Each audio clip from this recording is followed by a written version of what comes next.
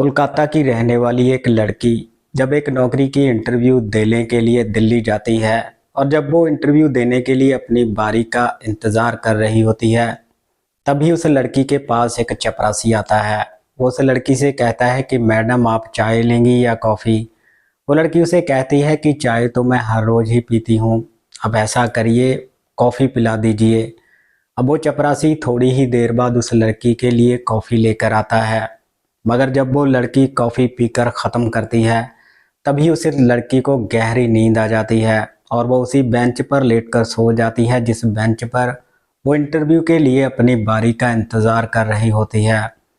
कई घंटों बाद जब उस लड़की की आंखें खुलती हैं तब वो देखती है कि वो एक कमरे के बेड पर लेटी हुई थी। उसके तन पर एक भी कपड़ा नहीं था। उसके साथ ही एक बुज़ुर्ग व्यक्ति भी उसी बेड पर मौजूद था और उस बुजुर्ग व्यक्ति के तन पर भी कोई कपड़ा नहीं था। वो व्यक्ति इस लड़की के शरीर के साथ खेलने की कोशिश कर रहा था। ये लड़की उसका विरोध करना चाहती थी मगर इसके शरीर में इतनी ताकत ही नहीं थी।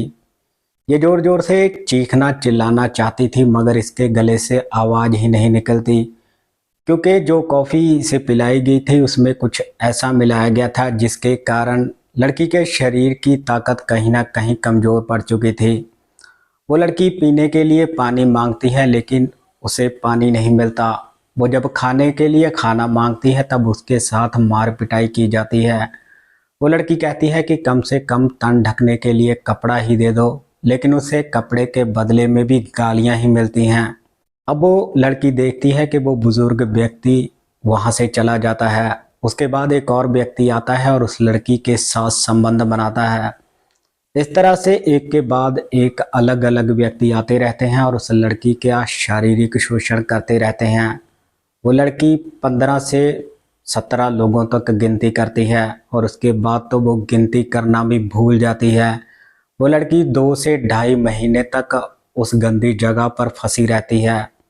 वो लड़की वहां से भागने की बहुत कोशिश करती है मगर वहां के लोग 24 घंटे उस लड़की पर अपनी नज़र रखते थे और जब उस लड़की के घर वालों तक ये बात पहुंचती है, उन्हें पता लगता है कि हमारी लड़की दिल्ली के जीबी रोड के एक कोठे पर फंसी हुई है।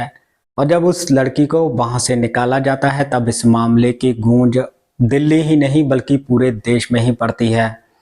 आदाब, नमस्कार, सत श्री अकाल दोस्तों, बहुत बहुत स्वागत है आपका CHD क्राइम सफ़र के एक नए एपिसोड में।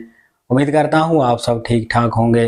हर बार की तरह आपसे ये गुजारिश है कि अगर आप इस चैनल पर नए हैं तो चैनल को सब्सक्राइब और वीडियो को लाइक कर दें। अभी ये चैनल छोटा है, इसे आपके प्यार और सपोर्ट की बहुत ही ज़्यादा ज़रूरत है। दोस्तों, आज की जो सच्ची घटना मैं आपको सुनाने जा रहा हूँ वो दिल्ली से है। दिल्ली में ही एक थाना पड़ता है जिसका नाम है कमला मार्केट और इसी कमला मार्केट के पास है जीबी रोड।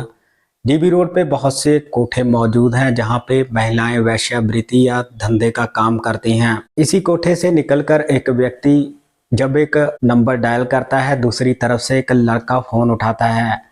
अब ये व्यक्ति उसे कहता है कि आपकी बहन का नाम रानी है। वो लड़का कहता है हाँ। तब ये व्यक्ति कहता है कि आपकी बहन रानी दिल्ली के कोठा नंबर 68 यानी 68 नंबर में फंसी हुई है। 2 से ढाई महीने से उसका शारीरिक शोषण हो रहा है। वो लड़का कहता है कि आपको कैसे पता?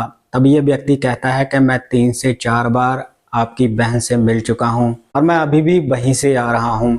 इतनी बात कहकर ये व्यक्ति फ़ोन कट कर देता है। अब उस लड़की रानी का भाई रोता बिलखता हुआ अपने माता पिता के पास जाता है और उन्हें कहता है कि बहन की खबर मिली है, वो दिल्ली में है, मैं उसे लेने के लिए जा रहा हूँ। वो लड़का अब कोलकाता से सीधा दिल्ली आ जाता है। दिल्ली आकर वो फ़ोन वाले व्यक्ति से एक बार मिलने की गुजारिश करता है। तब वो व्यक्ति इसको मिलने के लिए आ जाता है। वो व्यक्ति इस लड़के से कहता है कि उस कोठे से तुम्हारी बहन को निकालना कोई आसान काम नहीं है। वो लोग बहुत ही ज़्यादा ख़तरनाक हैं और अगर तुमने गलती से कोई ऐसा कदम उठा दिया तो तुम्हारे साथ साथ तुम्हारी बहन की भी जान को खतरा हो सकता है। अब वो लड़का अपनी बहन से मिलने के लिए कोठा नंबर 68 में चला जाता है।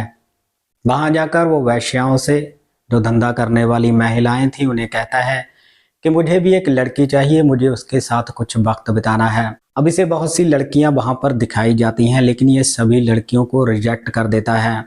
तभी एक वैश्या कहती है कि इसे वो लड़की दिखाओ जो नई नई हमारे पास आई है, जिसका नाम रानी है। अब रानी को इसके सामने लाया जाता है और जब भाई बहन एक दूसरे को देखते हैं तब दोनों की आंखों में ही आंसू निकलने शुरू हो जाते हैं।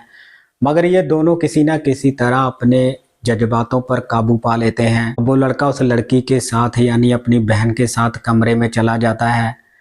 रानी रो रो कर अपने भाई को पूरी कहानी सुनाती है। वो बताती है कि जब वो कोलकाता की एक मल्टीनेशनल में जॉब कर रही थी तब वहीं पर उसकी एक सहेली बनी थी जिसका नाम था ज्योत्सना। ये दोनों सहेलियां आपस में काफ़ी वक्त गुजारा करती थी। ज्योत्सना एक दिन इस लड़की रानी से कहती है कि मुझे दिल्ली से एक नौकरी की ऑफ़र आई है और वहाँ पे सैलरी बहुत ही ज़्यादा बढ़िया है। अब रानी उसे कहती है कि वहाँ पर कितनी सैलरी मिलेगी। तब ज्योत्सना कहती है कि वहाँ पर 1 लाख रुपया महीने का मिलेगा। मेरे घर वाले मुझे वहाँ पर जाने से मना कर रहे हैं, मगर तुम अगर वहाँ पर जा सकती हो तो चली जाओ। मेरे घर वाले जब कभी मानेंगे तो मैं फिर आ जाऊंगी। अब रानी उस लड़की ज्योत्सना की बात को सुनकर सीधा दिल्ली पहुँच जाती है और जब वो इंटरव्यू देने के लिए लाइन में लगती है तभी उसे कॉफ़ी में कोई नशीली वस्तु मिलाकर पिला दी जाती है। वो लड़की अपने भाई को बताती है कि मैंने यहाँ से भागने की बहुत कोशिश की है, मगर ये लोग 24 घंटे मेरे ऊपर नज़र रखते हैं। ये लोग बहुत ही ज़्यादा ख़तरनाक हैं। ये किसी को भी मारते वक्त एक बार भी नहीं सोचते। अब वो लड़का रानी से कहता है कि फिर मैं यहाँ से तुम्हें कैसे निकालूंगा। वो लड़की कहती है कि मैंने यहाँ पर किसी को बात करते हुए सुना है कि महिला आयोग की अध्यक्ष स्वाति मालीवाल जी यहाँ से लड़कियों को निकाल सकती हैं। अब वो लड़का सीधा स्वाति मालीवाल के दफ्तर में पहुंच जाता है, लेकिन उस दिन उसकी मुलाकात महिला आयोग की अध्यक्ष किरण नेगी के साथ हो जाती है। वो लड़का किरण नेगी को सारी कहानी सुनाता है। किरण नेगी अब वहीं से स्वाति मालीवाल को फ़ोन करती हैं और उन्हें कहती हैं कि एक लड़की है जो 2 से 2.5 महीने से दिल्ली के कोठा नंबर 68 में फंसी हुई है। उसका भाई अभी अभी उसको मिलकर मेरे पास आया है और अभी भी वो मेरे पास ही बैठा है। उस लड़की को जैसे तैसे करके वहाँ से निकालना ही है।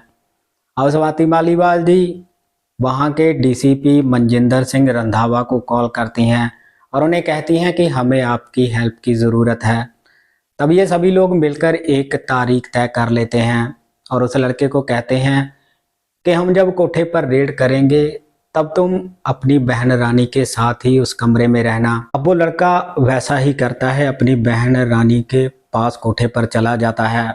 तभी वहाँ पे महिला आयोग की अध्यक्ष स्वाति मालीवाल, किरण नेगी, डीसीपी मनजिंदर सिंह रंधावा और इनके साथ और भी बहुत से पुलिस ऑफिसर वहाँ पर रेड मारते हैं और इन भाई बहन को वहाँ से निकाला जाता है।